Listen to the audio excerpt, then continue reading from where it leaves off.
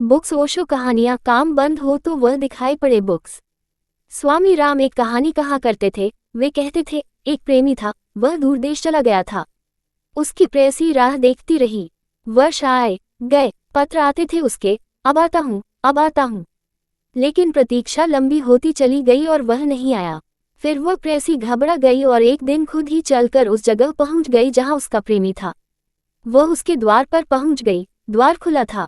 वह भीतर पहुंच गई। प्रेमी कुछ लिखता था। वह सामने ही बैठकर देखने लगी, उसका लिखना पूरा हो जाए।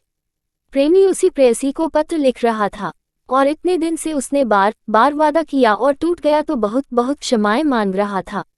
बहुत बहुत प्रेम की बातें लिख रहा था, बड़े गीत और कविताएं लिख रहा था। वह लिखते ही चला जा रहा है।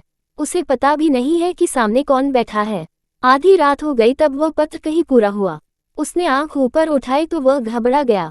समझा कि क्या कोई भूत प्रेत है। वह सामने कौन बैठा हुआ है? वह तो उसकी प्रेयसी है। नहीं, लेकिन ये कैसे हो सकता है? वह चिल्लाने लगा कि नहीं नहीं, ये कैसे हो सकता है? तू यहाँ है, तू कैसे, कहाँ से आए? उसकी प्रेयसी ने कहा, मैं घंटों से बैठी हूँ और प्रतीक्षा कर रही हूँ कि तुम्हारा लिखने काम बंद हो जाए तो शायद तुम्हारी आंख मेरे पास पहुँचे। और वह प्रेमी छाती पीट कर रोने लगा कि पागल हूँ मैं तुझी को पत्र लिख रहा हूँ और इस पत्र के लिखने के कारण तुझे नहीं देख पा रहा हूँ और तू सामने मौजूद है।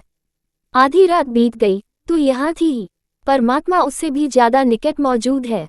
हम न मालूम क्या क्या बातें किए चले जा रहे हैं, न मालूम क्या क्या पत्र शास्त्र पढ़ रहे हैं।